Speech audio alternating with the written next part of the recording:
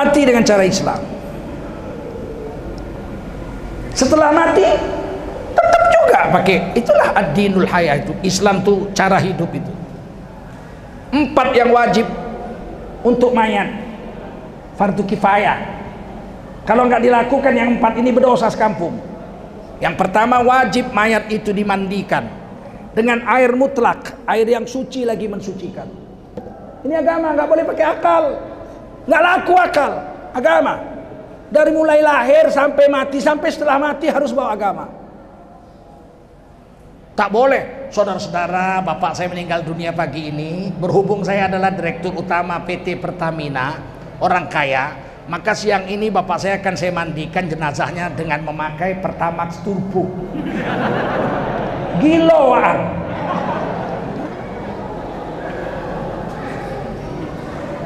Islam itu tuntunan sampai setelah mati.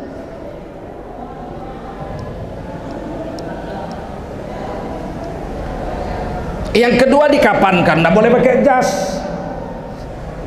Makanya heran saya, ada orang kiai, profesor, doktor, kiai haji, dari SD sampai doktornya jurusan agama, bicara di televisi. Siapa saja, diulangi lagi, siapa saja yang berbuat baik di dunia, kelak kalau mati di akhirat, semuanya akan masuk surga Allah, apapun agamanya. Apapun agamanya. Apapun agamanya. Ini iblis besar ini. Buat apa sekolah agama sampai doktor kalau begitu pahamnya, semua agama sama aja. Buat apa masuk pesantren, tamat-tamat pesantren bilang semua agama sama aja? Buat apa? Lebih bagus dia tukang cendol, asal iman awak betul, ya enggak?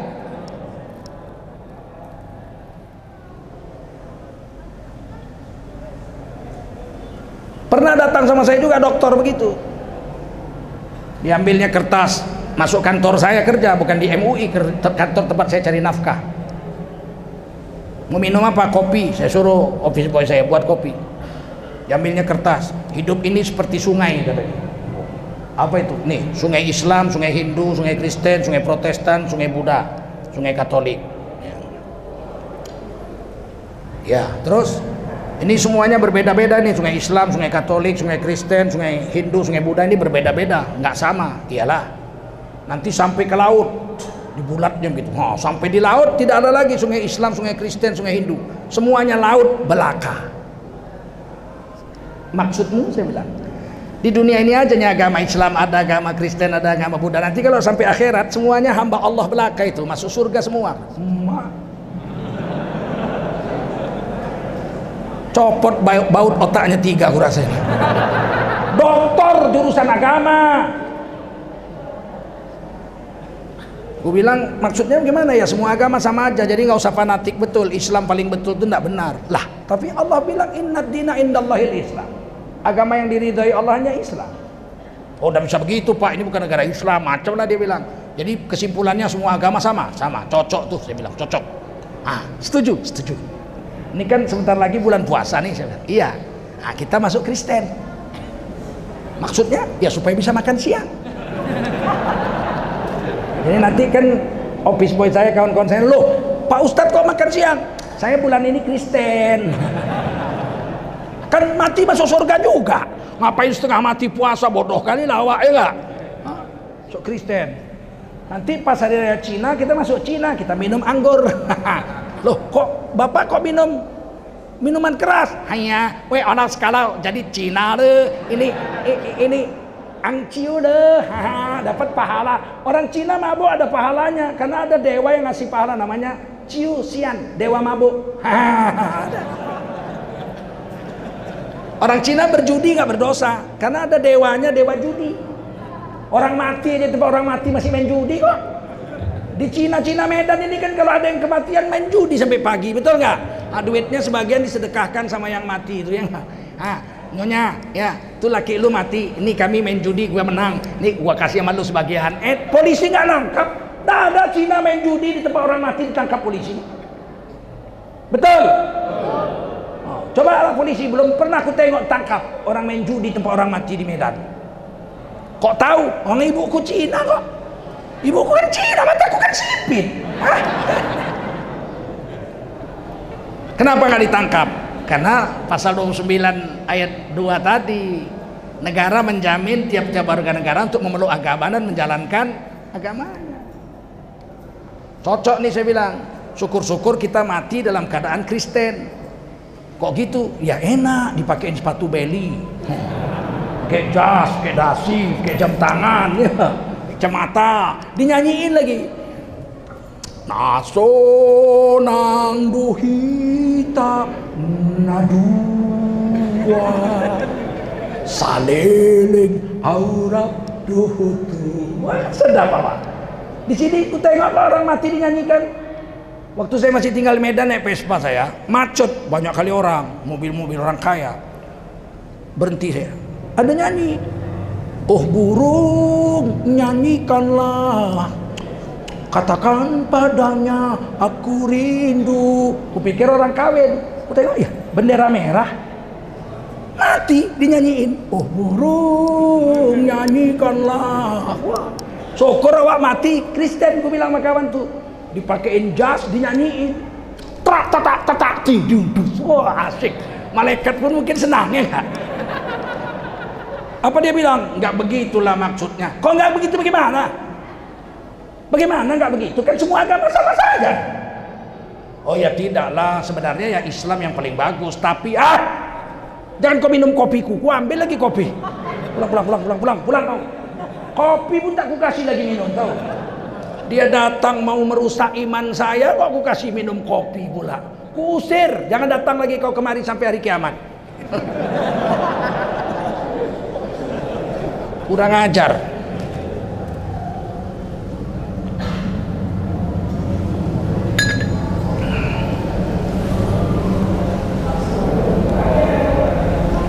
Samakah semua agama?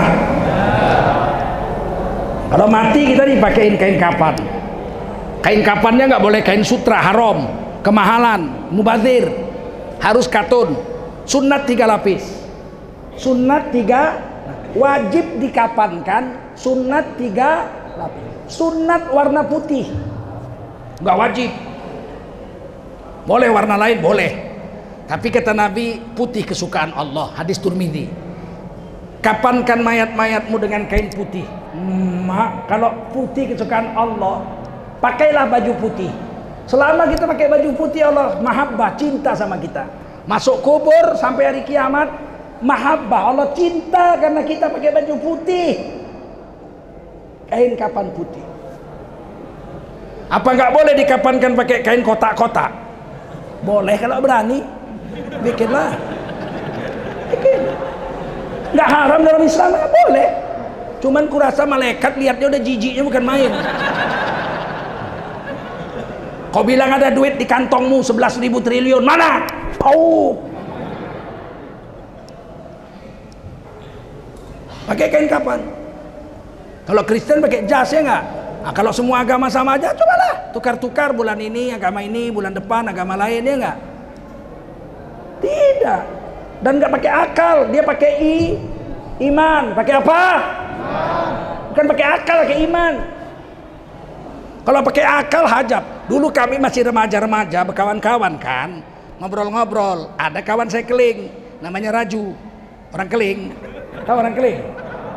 Hitam manis. Dia bilang, kita orang beda agama. Kalau Kristen mati orang Kristen itu mayat pakai jas. Itu pakai kacamata, pakai sepatu, dan itu apa kan? Dia bilang gini, orang Kristen mati, mayat masuk peti, pakai jas, pakai sepatu, peti paku, tanam. Malaikat datang tanya, marob buka, tak ada boleh jawab, malaikat pukul. Kalau orang Islam mati lain katanya. Orang Islam mati bungkus macam lepat. Bungkus macam lepat, masuk tanah, pijak-pijak. Habis itu malaikat datang tanya marab buka, dia tak ada boleh jawab, malaikat pukul sampai hari kiamat. Kalau kami orang Keling lain, kalau mati tak ada bungkus, tak ada masuk peti tapi bakar. Habis bakar abu tabur laut. Malaikat tanya marab buka, ombak bawa pinggir. Malaikat tanya pinggir, marab buka, ombak bawa tengah. Malaikat tak ada boleh tanya. Jangan kau pakai akalmu. Ini pakai Quran dan Sunnah Rasulullah Sallallahu Alaihi Wasallam. Nggak marah kami, ketawa-ketawa aja, kami keplak aja kepalanya. Suntolo yoga. Coba sekarang dikit-dikit ngadu polisi, mimpi aja dipanggil polisi, mimpi. Ampun lah, belum ada di dunia ini orang mimpi dipanggil polisi. Baru di Indonesia. Kawan saya, Dr. Haikal Hasan, ditanya, mana buktinya kau mimpi jumpa Rasulullah? Dijawab orang dia dokter. Waduh, buktinya nggak bisa Pak Polisi. Aku lupa bawa HP waktu tidur. Ampun, mimpi dipanggil polisi, mimpi. Itu mimpi jumpa Rasul, ngakunya dipanggil polisi. Bagaimana kalau mimpi jumpa presiden? Kurasa mau kudeta ya? Kurasa masuk penjara.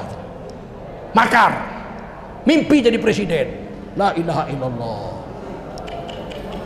Tah apapun kalian pilih 2 periode dia. Ngerti aku. Tobat kalian yang milih dia kemarin. Jangan ketawa kalian. Mimpi dipanggil polisi.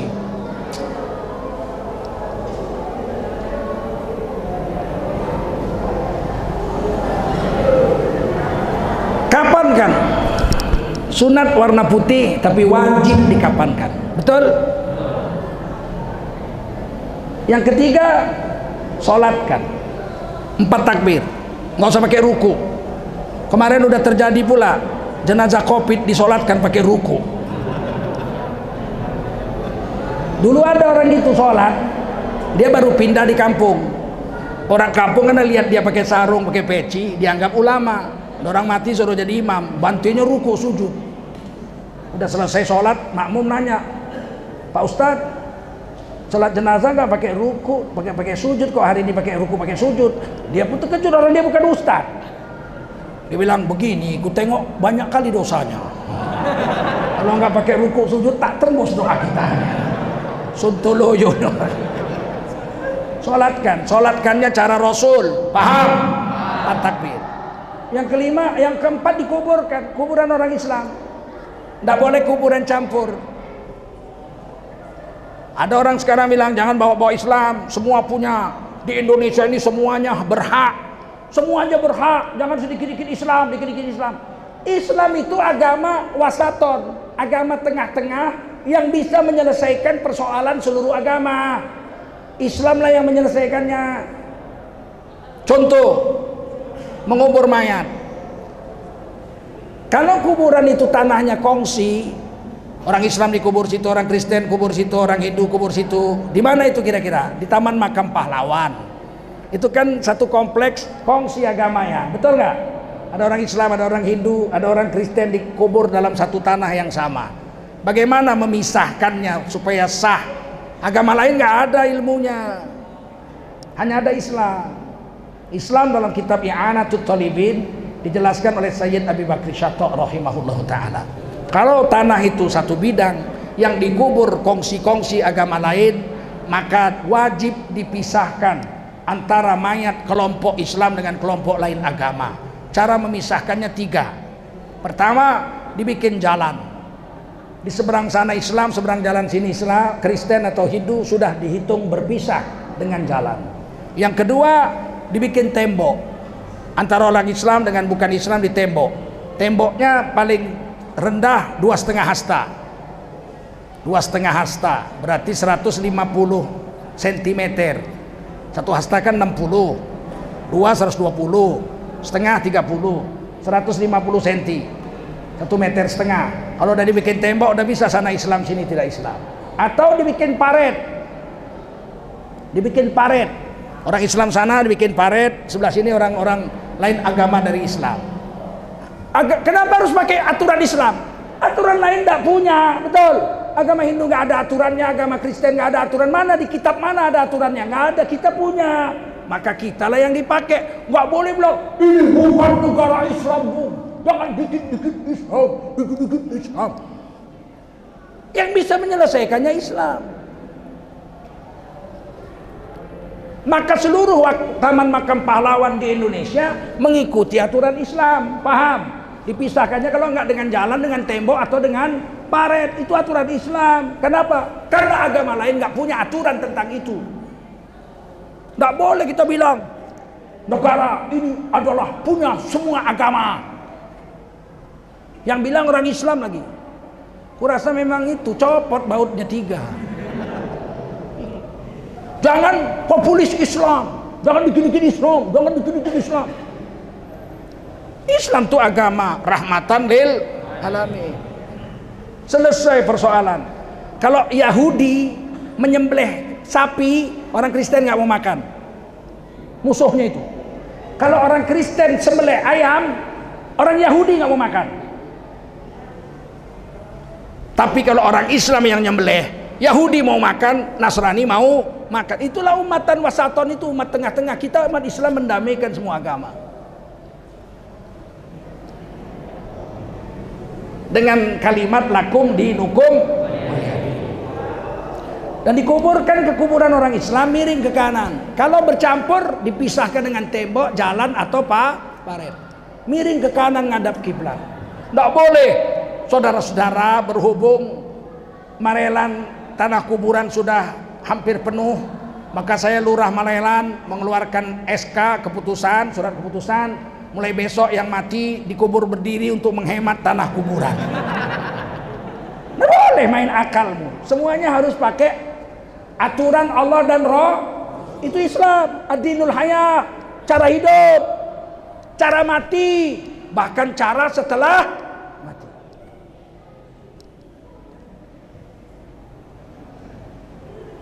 Nah, sekarang dikatakan kita jangan bawa-bawa agama sebagai politik. Politik jangan dipakai aspirasi dari agama. Agama jangan dipakai sebagai aspirasi politik. Ini harus dilawan, tidak boleh dibiarkan. Agama hanya inspirasi, nggak boleh jadi aspirasi. Padahal negara ini merdeka dengan perjuangan pejuang-pejuang Islam yang memakai agama sebagai aspirasi. Aceh itu ada syair perang Sabil, betul? Jawa Timur keluar risalah jihad. Wajib hukumnya jihad melawan penjajah Belanda. 17 Agustus kita merdeka, 10 November sekutu datang sama Inggris sama Belanda, mendarat di Surabaya mau menjajah kembali. Keluar risalah jihad. Siapa membela Indonesia mati syahid, dapat surga. Apa bukan aspirasi agama tuh? Kok dilarang? Coba kalau waktu itu kami nggak mau, orang Islam nggak mau, coba kita nggak mau. Datang Bung Karno jumpa Kiai Haji Hasyim Asy'ari, pendiri NU. Bagaimana nih Kiai, Belanda mau masuk nih 10 Oktober menjajah kembali Indonesia. Kata Kiai Hasyim Asy'ari, sholat aja, zikir aja, puasa saja, yang penting ibadah. Lah bagaimana penjajah? Ya itu ya terserah takdir. Kalau diambil ya ambil, manut. Kalau ndak diambil ya wes rasain sendiri. Kue kan presiden, berjuang sendiri kue perang. Hancur Indonesia kalau tidak pakai aspirasi agama. Betul? Betul atau tidak? Bung Tomo membakar area-area Surabaya itu pakai Allahu Akbar kok. Betul? Enggak pakai Indonesia Raya? Mari kita perang lawan sekutu. Indonesia nggak ada. Allahu Akbar. Apa bukan aspirasi agama itu? Nggak ngerti saya. Baru dilantik seminggu udah bikin kacau, udah bikin rusuh ini negeri. Kita disuruh diam, harus adem, tapi ucapannya nggak mengademkan.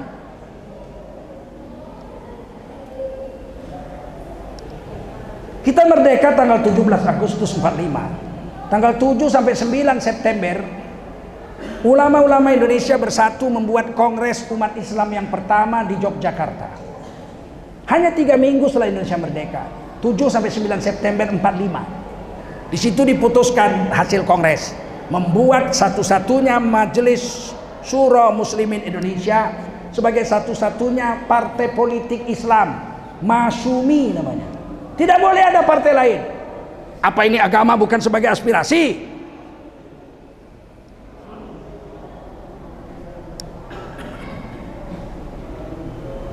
Dan kita menang. Kalau waktu itu NU tidak keluar dari Masyumi, entah apa lobby Bung Karno itu menjelang pemilu pertama 10 tahun nggak ada pemilu. Bung Karno nggak bikin pemilu, nggak ada duit. Katanya negara bangkrut.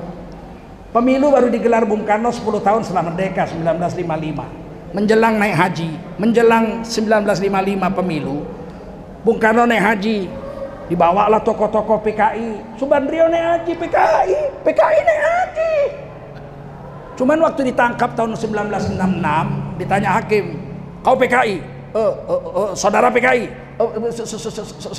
Saya Islam. Sudah haji loh Tuan Hakim. Udah haji kamu? Sudah. Sholat subuh berapa rakaat? 6. PKI. Islam KTP-nya, DN Aidit itu KTP-nya Islam. Namanya Ahmad Aidit, digantinya Dipo Nusantara Aidit. PKI Islam. Muso Islam. Untung Islam. Tapi ya Islam begitu. Islam yang nggak suka dengan agama, benci dengan agama, agama racun kehidupan. Jangan mabuk agama, coba. Agama bikin mabuk, yang bikin mabuk tuh tua, tahu? Agama mabuk. Mana ada orang mabuk agama? Ada orang mabuk agama? Mabuk dunia ada, betul. Perasaan jadi pejabat mau seumur hidup. Mabuk dunia. Tidak ada mabuk agama.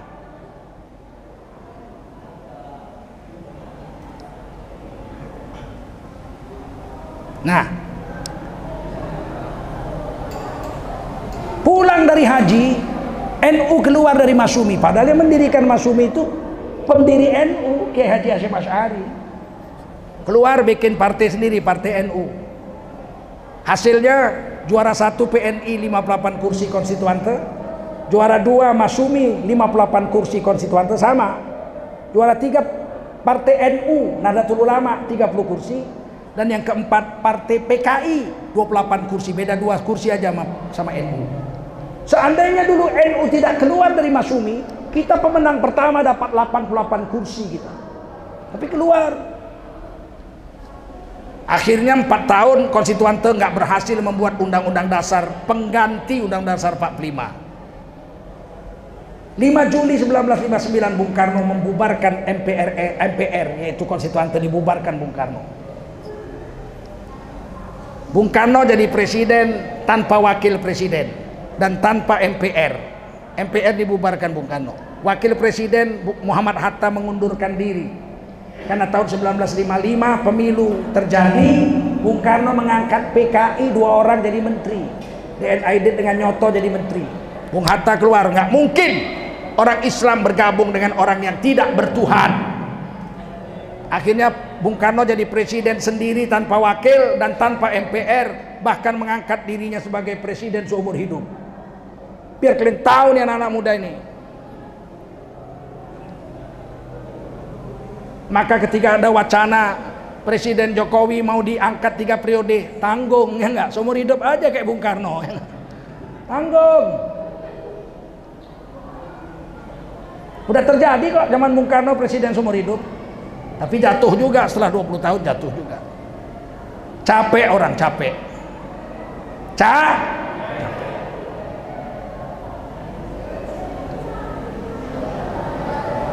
Tahun 1960 Bung Karno membuat Nasakom, Nasionalis Agama Komunis. Nasionalisnya PNI Bung Karno, agamanya NU, komunisnya partai PKI 3. Masyumi 58 kursi menolak bergabung dengan Nasakom. Bung Karno membubarkan Masyumi 17 Agustus 1960. Masyumi dibubarkan Bung Karno. Jadilah nasionalis agama komunis Nasakom. Nasionalisnya Partai Nasional Indonesia pimpinan Bung Karno 58 kursi, agamanya NU 30 kursi, PKI sebagai komunis 28 kursi. Koalisi negara waktu itu. NU pecah 2. NU Wahab Hasbalah setuju bergabung dengan Nasakom, Nasionalis Agama Komunis. NU-nya Idham Khalid, Kiai Haji menolak bergabung. Akhirnya NU waktu itu pecah dua. Sangka baik, Kiai Haji Wahab Hasbalah sangka baik, biarlah kerjasama sama PKI. Mudah-mudahan PKI yang sudah memberontak tahun 48 tobat, betul-betul mau membangun negara. Sangka baik, husnuzon. Tahun 60 gabunglah NU dengan komunis dengan nasionalis Nasakom. Tahun 65 PKI berontak. Yang paling banyak dibunuh PKI adalah tokoh dan kiai-kiai NU serta santri-santri NU. Akhirnya PKI dilarang. 2 kali dilarang ya. Berontak tahun 48 dilarang oleh TB Simatupang, Panglima Angkatan Darat waktu itu. Tapi kemudian lobby dengan Bung Karno tahun 52, Bung Karno membolehkan PKI aktif kembali dan ikut pemilu 1955. Memberontak tahun 65, Bung Karno menolak membubarkan PKI. PKI dibubarkan dengan TAP MPRS nomor 25 tahun 1966 oleh Majelis Permusyawaratan Rakyat Sementara di bawah pimpinan Jenderal Abdul Haris Nasution. Jadi bukan Bung Karno nggak mau. Alasan Bung Karno waktu itu, PKI itu banyak, 6 juta orang, bagaimana mau dibubarkan? Dia lupa, Masyumi dia bubarkan. Padahal Masyumi itu 13 juta yang nyoblos 58 kursi. Ini biar kalian tahu, ini anak-anak muda ini cerdas kan. Dari nasionalis agama dan komunis, komunis dilarang tahun 66, tinggal 2, nasionalis dengan agama, betul. Tahun 71 Pak Harto membuat pemilu kedua. Pertama zaman Orde Baru 1971. Pemilu waktu itu 10 partai. Berapa? 10 partai. Partai Kristen ikut, Partai Katolik ikut, Partai NU ikut nomor 3, Partai Parmusi, Partai Islam tuh, ada Perti, ada Golkar, Sekber Golkar nomor 5 waktu itu. Ada IPKI, ada PSI, itu bapaknya Prabowo Sumitro, Partai Sosialis Indonesia.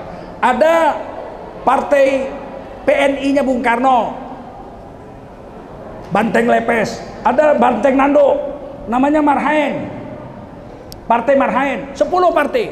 Pemenangnya Golkar. 1971. 1973 Pak Harto mensederhanakan partai jadi 3. Namanya difusikan. Partai Nasionalis, PNI, Gepeng, PNI Nando, Marhaen, Partai Kristen, Partai Katolik, Partai IPKI, ini dijadikan satu menjadi PDI. Berapa? PDI. Partai Islam, Partai NU, Partai Parmusi, Partai Persatuan Tarbiyah Islamiyah dijadikan satu menjadi P3. Di tengah-tengah sekretariat bersama Golkar, Sekber Golkar. P3, Kiai Haji Bisri Samsuri mengusulkan lambangnya Ka'bah. Golkar pohon beringin yang ada di dadanya burung Garuda. PDI banteng lepes yang ada di dada burung Garuda. P3 disuruh pilih rantai, kapas atau bintang. Nggak mau.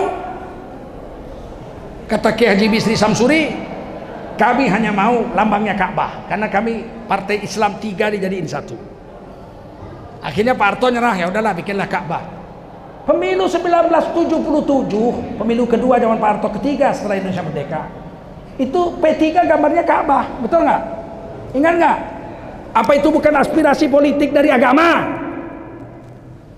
Kok dilarang? Kok makin mundur, makin 75 tahun merdeka kok makin anti sama Islam. Jadi tinggal satu aja yang boleh, sekuler aja, nasionalis aja yang boleh. Komunis dilarang, Islam dilarang, begitu. Bukan nenek moyang kau yang punya negara ini. Kita ada Undang-Undang Dasar 45, betul nggak? Menjamin warga negaranya untuk beraspirasi dari agama. Dari sekuler aja boleh kok. Masa dari agama nggak boleh? Sedangkan kita, negara kita, sila pertama ketuhanan yang maha, dan dasar negara kita agama. Negara berdasar ketuhanan yang maha esa, pasal 29 ayat 1. Kok dilarang? Mau dilarang? Enak aja. Kalian kalau dilarang, kalian terima atau kalian lawan? Yang jelas jawabnya. Terima apa lawan? Lawanlah. Aku tak peduli aku. Nggak takut aku.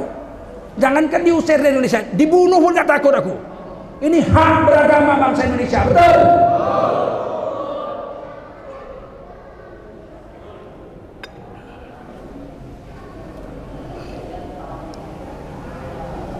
Zaman reformasi, berdiri partai banyak, 50 ada partai. Yang pakai agama berapa banyak? Partai Masyumi hidup lagi kan? Partai NU, namanya PKB, kan pakai agama, betul nggak? Muhammadiyah menelurkan PAN, kan agama. Partai Keadilan, PKS sekarang, dulu Partai Keadilan PK dulu. Kemudian karena cuma dapat 2% harus tukar nama jadi PKS, Partai Keadilan Sejahtera. Ini kan agama ini, betul? Kok nggak boleh sih?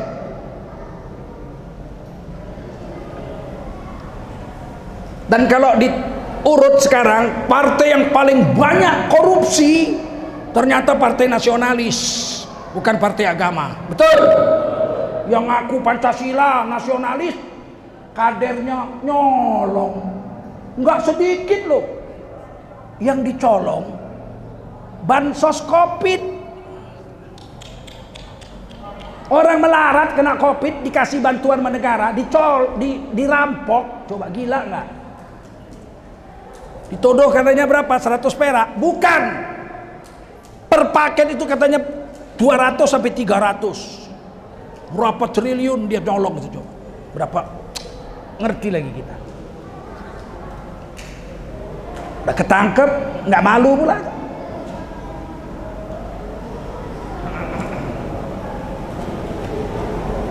Partai Islam ada juga nyolong, tapi kecil dibanding partai nasionalis. Lah, partai yang banyak nyolong aja boleh kok. Masa yang nyolong kecil mau dilarang? Betul nggak?